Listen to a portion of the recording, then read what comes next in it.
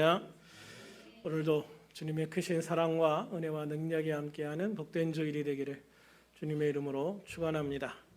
미국 시에라 네바다 산을 등반하다가 추락을 해서 허리 아래로는 움직일 수 없게 된 마크 웰만의 인간 승리에 대한 이야기입니다. 이 마크 웰만은 허리 아래로는 움직일 수 없게 되었음에도 불구하고 산에 오르고자 하는 열정은 사그라지지 않았습니다. 그는 피나는 노력을 통해서 자신의 꿈을 이루어 나갑니다. 그는 한 번에 15cm만 올라가면 된다라고 하면서 8일간에 걸쳐서 팔의 힘만으로 1km의 높이의 캐피탄 암벽을 올라가는 데 성공을 합니다. 그렇습니다. 그는 팔을 이용해서 한 번에 15cm씩 올라갔습니다. 15cm씩 그렇게 7,000번의 팔을 당기면서 그 높이를 올라가게 되었죠. 만약 그가 7,000번이라는 내 마음을 썼다면 아마 포기할 수밖에 없었을지도 모릅니다. 그러나 그는 한 번에 15cm만 생각을 했습니다. 그랬기에 그렇게 7,000번을 반복하면서 결국 정상에 올라갈 수 있었던 것이죠. 이분이 했던 말이 참 도전이 됩니다. 꿈을 가지고 있다면 밖으로 나가서 실행하라 라고 말하죠. 꿈을 가지고 있어도 그것을 생각만 하고 있으면 그것은 공상이 되어버리고 맙니다. 그러나 꿈이 있을 때 밖으로 나아가서 그 꿈을 향한 실행, 도전을 시작하면 그것이 우리의 삶의 아름다운 꿈이 되어지고 또 우리의 삶의 아름다운 성공이 되어지는 것이죠. 우리 인생도 마찬가지라고 생각을 합니다. 우리 인생에 이루고 싶은 꿈이 있습니다. 목표가 있습니다. 그러나 그 꿈과 목표를 이루기 위해서 우리가 할 수 있는 최선은 15cm를 나아가는 것입니다. 높은 산을 오를 때 산 정상을 바라보면 중간에 포기하기가 쉽습니다. 저도 예전에 등산을 좋아해서 많은 산들을 등산을 했는데 정상을 바라보면 정말 까마득하게 있습니다. 그런데 한참을 오르고 또 정상을 봐도 거의 가까워졌다는 느낌을 받지 못합니다. 그래서 정상을 바라보고 등산을 하다 보면 어느 순간에 여기서 그쳐야 되겠다라고 포기하게 되는 순간들을 많이 보게 됩니다. 그래서 등산을 할 때 가장 좋은 것은 정상을 보지 않고 바로 발 앞을 보는 겁니다. 그렇게 한 발자국 한 발자국 올라가다 보면은요, 어느 순간에 정상에 딱 올라와 있는 내 모습을 발견하게 되어지는 거예요. 1년을 살아가는 우리의 모습도 그와 같다고 생각을 합니다. 하루하루 살다 보면 어느덧 한 주간이 지납니다. 한 달이 지나갑니다. 그리고 1년이 다 되어져 갑니다. 1월 1일부터 12월 31일을 바라보고 살다 보면 우리는 너무 쉽게 지치고 힘들어 할 수 있습니다. 그래서 우리는 처음부터 12월 31일을 바라보는 게 아니라 오늘과 내일을 보고 살아가죠. 그렇게 오늘이 가고 내일이 오다 보면 벌써 12월 셋째 주가 됩니다. 성탄절이 한 주 앞으로 다가와 있는 거예요.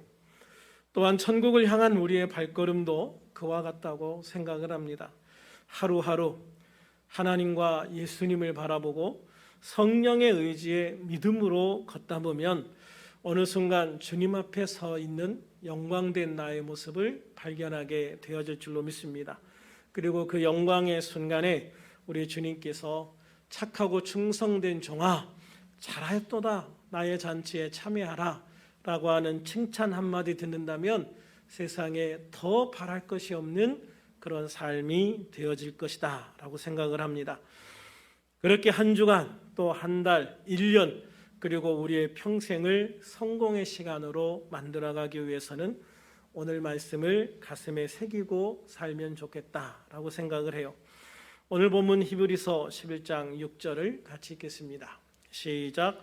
믿음 없이는 하나님을 기쁘시게 하지 못하나니 하나님께 나아가는 자는 반드시 그가 계신 것과 또한 그가 자기를 찾는 자들에게 상 주시는 이심을 믿어야 할지니라. 아멘.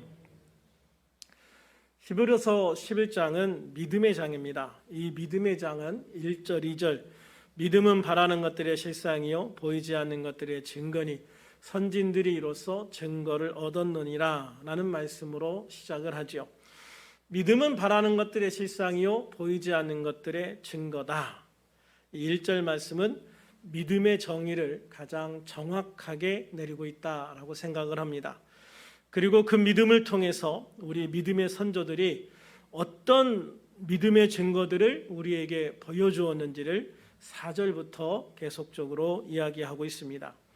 오늘 본문인 6절의 앞부분인 4절과 5절은 아벨과 에녹의 믿음에 대한 기록입니다.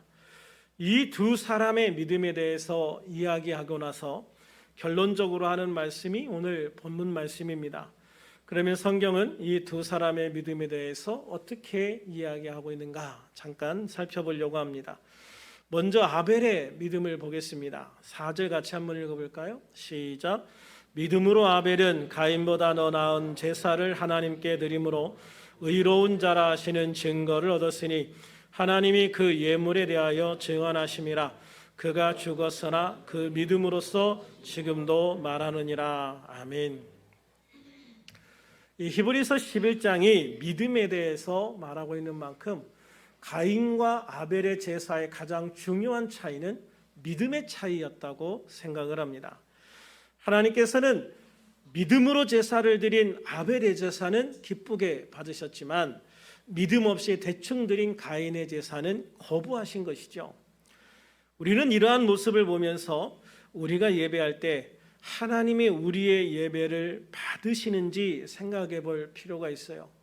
과연 하나님은 나의 예배를 받으실까? 오늘 내가 하는 이 예배를 우리 하나님은 받으실까 하는 거죠. 하나님이 받으시는 예배의 가장 중요한 핵심은 믿음입니다. 믿음으로 드린 예배를 하나님이 받으신다는 거예요. 그러므로 예배에는 반드시 믿음이 있어야 되고 예배자는 반드시 믿음으로 예배를 해야 하는 것입니다. 가인과 아벨은요, 둘 다 부모가 죄를 짓고 에덴 동산에서 쫓겨난 이후에 태어났습니다. 그러므로 이들은 다 죄악 속에서 잉태되고 부정한 상태에서 태어났습니다. 한마디로 죄인으로 태어났다는 것이죠. 창세기 4장 5절에서 가인은 자신의 재물을 받지 않으시는 하나님의 모습을 알고 난 후에 몹시 분하여 안색이 변하였다라고 했습니다.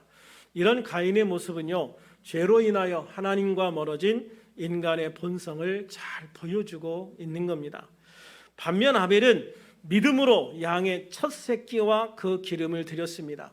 여기에 보면 이 첫 새끼라고 하는 것은 그의 믿음의 정성을 보여주는 거예요. 가인은요, 그냥 자기가 추수한 곡식 중에 아무거나, 원래 하나님 앞에 이 곡식으로 제사 드릴 때는 이 곡식에서 첫 번째 추수한 거, 그러니까 그 밭이나 논에서 제일 먼저 거두어 드린 것으로 하나님 앞에 제사를 지내게 돼 있거든요. 그런데 가인은 그러한 정성과 노력이 전혀 없어요. 그러나 아벨은요, 자신이 가진 양들 중에서, 양의 무리 중에서 첫 새끼를 딱 구별해서 그것으로 하나님 앞에 제사를 지내고 있는 거예요. 왜 아벨이 이렇게 정성을 들였을까? 하나님 앞에서 정성을 들여 예배하는 것이 중요하다는 것을 알았고요. 또 하나는 뭐냐면 이 죄인인 내가 하나님 앞에 나아갈 때 무엇을 가지고 나아가야 될까를 깊이 고민한 흔적이 보이는 거예요. 히브리서 9장 22절에 보면 피 흘림이 없은즉 죄사함이 없다라고 말씀을 하시거든요. 그러니까 죄인인 내가 하나님 앞에 나아갈 때 무엇을 가지고 나가야 될까? 피를 가지고 나가야 되는구나 하는 것을 알게 되어진 것이죠. 그것은 하나님께서 아담과 하와가 죄를 지은 이후에 가죽으로 옷을 입히거든요. 그래서 피를 흘려서 아담과 하와의 죄의 모습을 가리워주는 걸 의미하는 거예요. 죄인이 하나님 앞에 나아가 제사를 드릴 때는 반드시 피를 가지고 나가야 된다라고 하는 것을 보여주고 있는 거죠. 그래서 이 아벨은 그거를 깨닫게 되어진 거예요. 하나님 앞에 나아갈 때는 정성도 중요하지만 반드시 피가 있어야 되겠구나. 그래서 자신의 양을 잡아서 하나님 앞에 그 피로 제사를 드리게 되어지는 것이죠. 이러한 사실은 오늘날 우리 성도들 역시 그리스도의 십자가 보혈 없이는 죄 사함을 받을 수 없고 예수 그리스도의 십자가를 통해서만 온전한 예배를 드릴 수 있음을 잘 보여주고 있는 거예요. 그러니까 우리가 예배할 때 우리의 믿음, 그 믿음은 어떤 믿음이냐? 예수 그리스도의 십자가 보혈을 믿고 그 보혈을 통해서 죄 사함을 받고 그 보혈을 통해서 하나님 앞에 나아갈 수 있다는 믿음, 그 보혈의 믿음을 가지고 주님 앞에 나와서 보혈의 제사, 믿음의 제사를 드려야 된다고 하는 것이죠. 그럴 때 우리들은 하나님 앞에서 가장 아름다운 예배, 가장 축복받는 하나님이 받으시는 예배를 드리게 되어지는 줄로 믿습니다. 두 번째 믿음의 사람은 에녹입니다. 5절 같이 한번 읽어볼까요? 시작. 믿음으로 에녹은 죽음을 보지 않고 옮겨졌으니 하나님이 그를 옮기심으로 다시 보이지 아니하였느니라. 그는 옮겨지기 전에 하나님을 기쁘시게 하는 자라 하는 증거를 받았느니라. 아멘. 이 에녹에 대한 기사는 창세기 5장 18절부터 24절에 기록이 되어져 있습니다. 여기에 보면 에녹은요, 야렛이라는 사람이 162세에 낳았다라고 되어 있고요. 에녹은 65세에 무두셀라를 낳았다 이렇게 말하고 있어요. 65세에 무두셀라를 낳았다. 그리고 무두셀라를 낳은 후에 300년을 하나님과 동행하여 살다가 하나님과 동행하여 하나님의 나라로 옮겨갔다라고 기록을 하고 있어요. 육신의 죽음 없이 하나님의 나라로 옮겨간 첫 번째 사람입니다. 여기에 보면 에녹은 무두셀라를 낳고 나서 하나님과 동행하기 시작합니다. 여러분, 이게 굉장히 중요한 거예요. 에녹의 일생 중에서 이 무두셀라를 낳기 전에는 하나님과 동행했다는 말이 없어요. 그런데 무두셀라를 낳고 나서 하나님과 동행하기 시작을 했다는 것이죠. 이것으로 볼 때 무두셀라라고 하는 이 아들이 에녹이 하나님과 동행하게 된 가장 중요한 결정적인 계기가 되었다라고 하는 것을 알 수가 있는 거죠. 그러면 무두셀라라는 말은 무슨 뜻일까? 히브리어로 보면 이 무두셀라는 무기를 든 사람, 창을 든 사람이라는 뜻이 있습니다. 그런데 이 무두셀라라는 단어의 어원을 살펴보면 그가 죽으면 끝이 온다, 그가 죽으면 심판이 온다라는 뜻으로 해석할 수도 있습니다. 그러므로 하나님은 에녹으로 하여금 그 아들 무두셀라가 태어났을 때 이 아들의 이름을 무두셀라라고 지으면서 이 무두셀라가 죽으면 이 세상에 심판이 온다고 하는 사실을 분명하게 알게 하셨다는 것이죠. 무두셀라라는 아들을 낳으면서 하나님의 심판이 임박했다라고 하는 사실을 알게 되어진 거예요. 하나님의 심판에 대한 소식을 듣고 정신을 차리고 하나님과 온전히 동행하는 삶을 살기 시작했다는 것이죠. 실제로 에녹의 아들 무두셀라가 죽은 해에 홍수가 나서 세상이 심판을 받게 되고요. 에녹의 손자이자 무두셀라의 아들인 노아의 가족만이 선택된 동물들과 함께 방주를 통해 구원을 받게 되어집니다. 그러므로 에녹의 믿음은요, 하나님의 심판을 믿는 믿음이었다. 하나님의 심판을 믿는 믿음이었다라고 하는 거죠. 노아가 하나님의 심판을 이야기를 하거든요. 하나님이 이 땅을 심판한다. 자, 방주를 지어놨으니 방주 안으로 들어와라. 그 어느 누구도 그 말을 듣지 않아요. 하나님의 심판을 믿지 않는단 말이에요. 그런데 방주가 없었음에도 불구하고 노아가 태어나기 훨씬 이전에 이미 노아의 아버지가 태어났을 때 하나님의 심판하신다고 하는 말씀을 듣고 에녹은 그 심판을 예비하고 그 심판을 위해서 하나님과 온전히 동행하는 삶을 살기 시작했다는 거예요. 이런 모습으로 볼 때 에녹이 얼마나 하나님을 신실하게 믿게 되어졌는가 하는 것을 잘 알게 되어지는 것이죠. 하나님의 심판을 믿는다는 것은요, 먼저 하나님을 믿는다는 것을 의미해요. 하나님이 계신다는 것을 믿는 거죠. 하나님이 계신다는 것을 믿어야 하나님의 심판도 믿게 되는 거 아니겠습니까? 또한 하나님의 심판을 믿는다는 것은 하나님이 상과 벌을 주시는 분이심을 믿는다는 것을 의미하는 거예요. 우리가 살아가면서 하나님이 상과 벌을 주신다는 것을 믿는 것과 믿지 않는 것은 엄청난 차이가 있어요. 결국 우리의 삶이 얼마나 하나님 앞에서 성실하고 진실하게 살아가는가 하는 것은 내가 하나님 앞에서 상을 바라보고 나아가기 때문에 우리가 하나님 앞에 정말 힘을 다해 살아갈 수 있게 되어지는 거예요. 사도 바울도 그 많은 희생과 헌신을 통해서 주님의 사역을 하면서 마지막에 뭘 바라봅니까? 하나님이 주실 상 바라보는 거예요. 하나님이 주실 면류관을 바라보는 거예요. 하나님이 나에게 주실 면류관이 있기 때문에 그 힘들고 어려운 모든 것을 참고 노력하고 주님 앞에 달려갈 수 있었다라고 말하는 거죠. 그러면서 사도 바울은 나뿐만 아니라 너희들도 나처럼 이렇게 믿음을 지키고 달려가면 너희도 이런 상을 받을 수 있다라고 도전하고 계시잖아요. 그래서 우리들은요, 이 땅에 살아가면서 하나님이 상과 벌을 주시는 분이시다 하는 것을 분명하게 믿고 벌이 아닌 상을 바라보면서 달려가는 우리들이 되기를 주님의 이름으로 축원합니다. 또한 에녹은요, 그것을 통해서 하나님과 동행하는 삶을 살게 되었다라고 하는 것이죠. 하나님 앞에 상을, 하나님 앞에 심판이 아닌 상을 받기 위해서 에녹은 하나님과 동행하는 삶을 살기 시작을 한 거예요. 그래서 우리의 삶 속에서도 참 중요한 게 하나님과 동행하는 삶이 중요하다. 아멘. 언제나 여러분 주님이 나의 손을 잡고 나와 함께 동행하는 것을 믿으시기를 바랍니다. 주님이 내 손을 잡고 계시는데 내가 엉뚱한 짓 하겠습니까? 주님이 지금 내 손 잡고 계시는데 내가 나쁜 일을 하겠습니까? 못하지요. 예수를 믿는다고 하면서 세상에 나가서 온갖 나쁜 짓을 하는 사람들의 특징은요, 하나님이 당신과 함께 하신다는 것을 알지 못하고 그거를 느끼지도 못하고 믿지도 않는 거예요. 그냥 하나님은 교회에만 있다고 생각하니까 교회 밖에 나가면 온갖 나쁜 일을 다 해도 된다고 생각하는 거예요.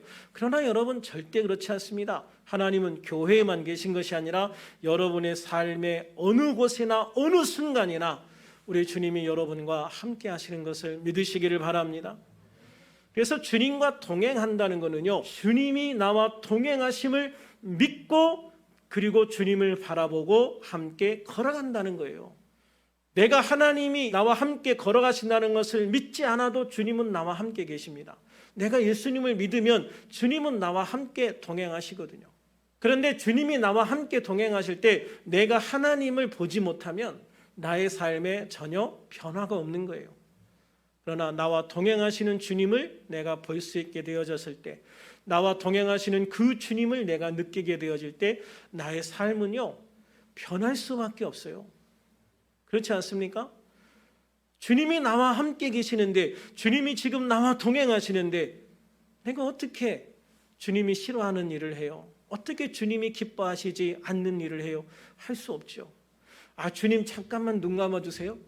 근데 주님은 영원히 졸지도 주무시지도 눈도 깜빡이지 않으시고 나와 함께 나를 지켜보고 계신단 말이에요.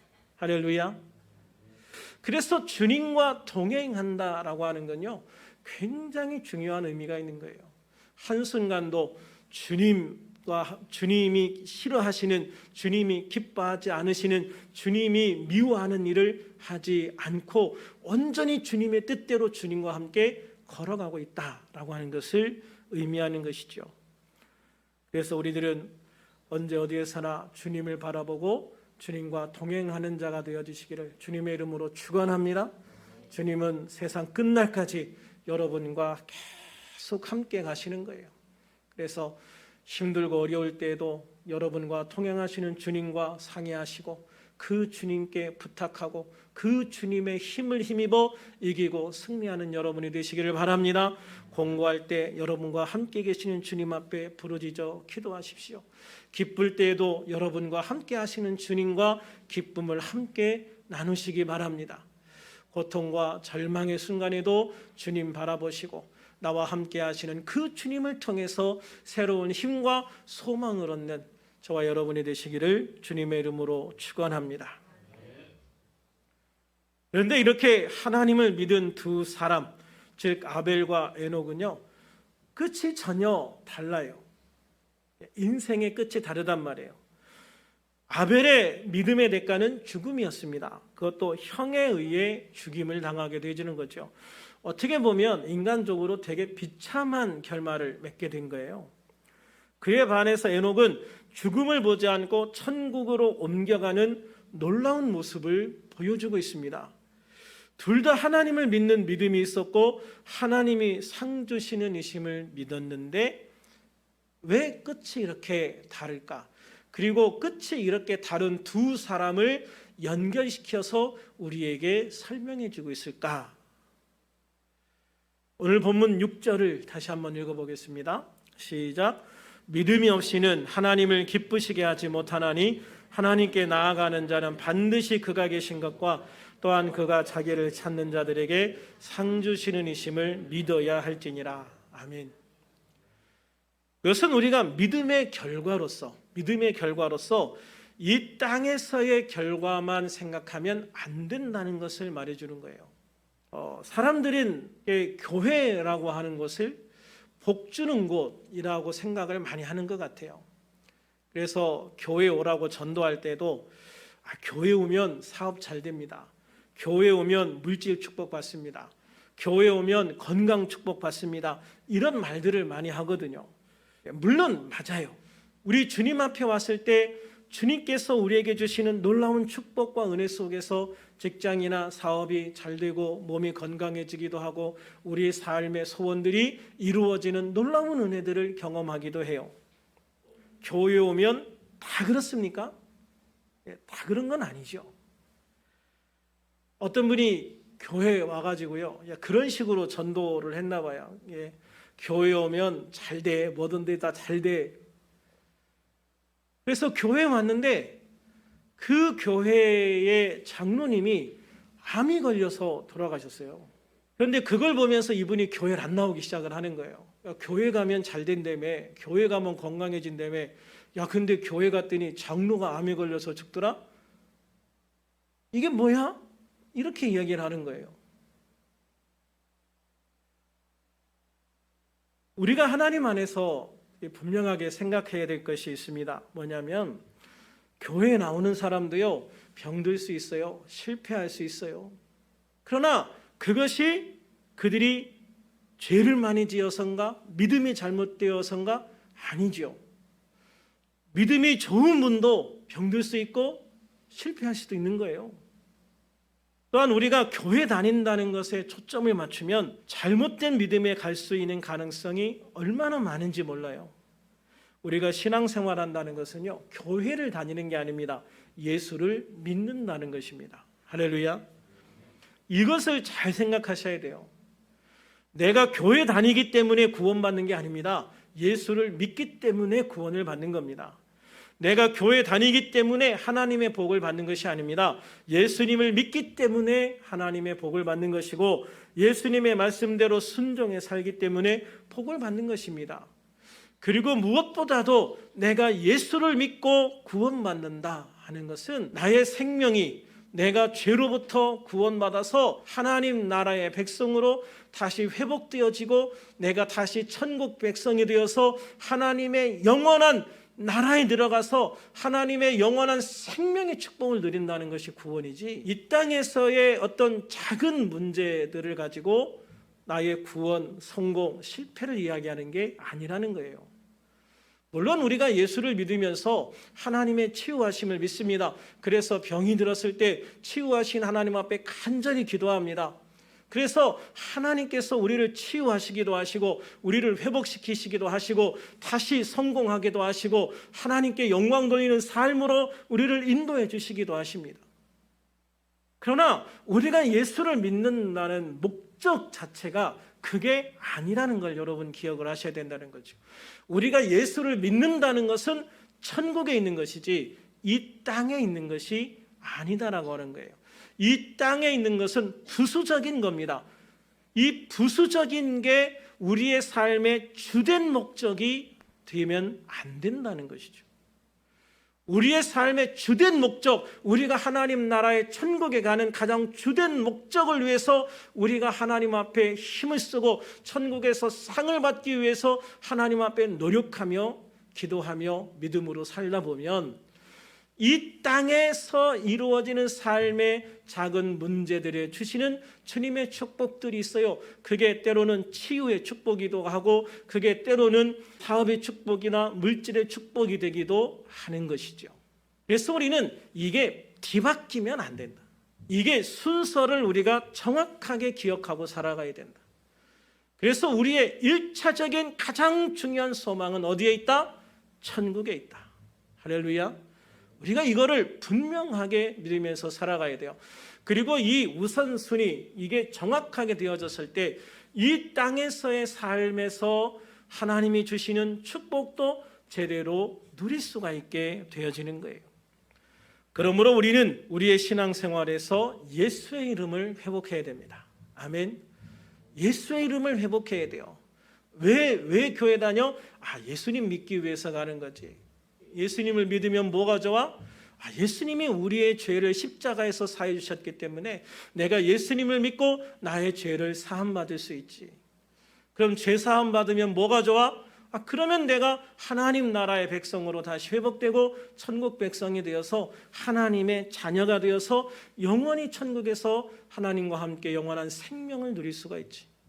그래서 사람은 단순히 살다가 육신이 죽으면 끝나는 게 아니다라고 하는 것을 분명히 우리도 믿고 이야기할 수 있는 그런 성도가 되어야 한다는 것이죠. 그래서 우리의 삶에서 예수의 이름이 회복되어야 되고요, 예수님과 함께하는 신앙생활을 살아야 되는 것입니다. 그리고 하나님이 주시는 복이 단순히 물질의 복과 육신의 복만 있는 것은 아니라는 것을 분명히 알아야 돼요. 그것은 하나님의 복 중에서 아주 작은 일부분에 불과하다고 말씀을 드렸잖아요. 이 땅에 있는 거는요, 하나님이 주시는 복 중에서 아주 작은 복에 불과한 거예요. 하나님이 주시는 진짜 복은 어디에 있다? 영적인 복에 있다. 하늘에 있다라는 것을 기억하시기 바랍니다. 천국에서 주시는 상급이, 천국에서 주시는 하나님의 상급이 진짜 상인 거예요. 그게 진짜 축복인 거예요. 이 땅에서는 비록 물질적으로 가난하고 육신적으로 연약해도요, 천국에서 하나님이 주시는 그 상급을 받는다면 이 땅의 그 어떤 복과도 비교할 수 없는 놀라운 축복을 나는 이미 받고 있는 거예요. 이 땅에서 받은 것은요, 우리의 육신과 함께 다 사라집니다. 이병철 씨도, 이건희 씨도, 또 정주영 씨도 이 땅에서 많은 것들을 벌어놓고 이루었지만 결국 이 땅을 떠날 때는 다 놓고 떠나는 거예요. 그 사람들이 뭘 가지고 떠났어요? 무덤을 크게 호화롭게 잘 만들어 놨습니까? 무덤 잘 만들어 놓는 게 그게 죽은 사람과 무슨 상관이 있습니까? 아무 상관없어요. 그거는 남아있는 가족들이 자기 과시하려고 그렇게 하는 거지, 떠나간 사람과는 아무런 관련이 없는 거예요. 이 땅에서 우리는요, 정말 하나님 믿고 열심히 최선을 다해 살다가 주님이 오라 하실 때 다 내려놓고 다 남겨놓고 딱 떠나는 거예요. 그런데 그때 가지고 갈 수 있는 게 딱 하나 있어요. 그게 바로 하나님이 주시는 상급이죠. 그 하나님이 주시는 상급 딱 하나 가지고 천국 가는 거예요. 그런데 그 딱 하나 받는 하나님의 상급이 얼마나 귀한 건지 몰라요. 그거는 영원히 사라지지 않아요. 영원히 누리는 거예요. 그래서 우리는 이 땅의 축복이 아닌 천국의 축복을 사모하고 바라보는 자가 되어야 될 줄로 믿습니다. 그렇게 아벨이 형에게 죽임을 당했다고 해서 결코 불행한 사람이 아니라고 하는 것이죠. 아벨이 그렇게 죽어서 어디 갔습니까? 천국에 갔습니다. 하나님 앞에 의롭다 하는 이름을 받았으니까요. 에녹이 하나님과 동행하다가 어디로 갔습니까? 천국으로 갔습니다. 둘 다 어디에 있습니까? 천국에 있는 거예요. 그러니까 아벨이 이 땅에서 비참하게 죽은 것 같지만 그러나 그는 비참하지 않았어요. 왜? 천국에 갔으니까. 에녹이 이 땅에 살면서 가장 이상적으로 살아간 것 같습니다. 그래도 그에게 천국 이상의 건 없는 거예요. 아벨도 천국이고 에녹도 천국인 거예요. 그래서 우리가 조금 더 길게 우리의 모습을 보면 결국 우리는 둘 중에 하나로 가는 거예요. 천국 아니면 지옥인 거죠. 그래서 우리가 지옥이 아닌 천국으로 가서 하나님의 상급을 받고 하나님과 함께 이 귀한 축복을 누리는 삶을 살아간다면 우리는 그 자체가 가장 귀한 축복의 사람이라는 것을 보여주고 있는 거예요. 물론 우리가 이 땅에서 오래 살면 좋습니다. 우리가 이 땅에서 장수하는 것 정말 귀한 축복입니다. 저는 여기에는 우리 모두가 하나님 앞에서 정말 우리의 생명이 닿는 날까지 건강하게 장수하기를 축복합니다. 그러나 그것만이 다는 아니다라는 것이죠. 우리의 삶의 목적이 그것만은 다가 아니다. 우리가 진짜 바라봐야 될 것은 어디에 있다? 천국에 있다. 하나님 나라에 있다라고 하는 것이지요. 그러므로 우리 주 예수님이 이 땅에 오신 성탄절을 앞둔 우리들 교회에서 목사나 사람의 인정을 받으려고 하기보다는 하나님께, 예수님께 인정받고 상을 받을 것을 기대하는 여러분이 되시기를 주님의 이름으로 축원합니다. 우리 주 예수님과 동행하는 삶을 살아야 됩니다. 여러분, 세상에 살아가면서 사람은 의식하지 않고 살아도 됩니다.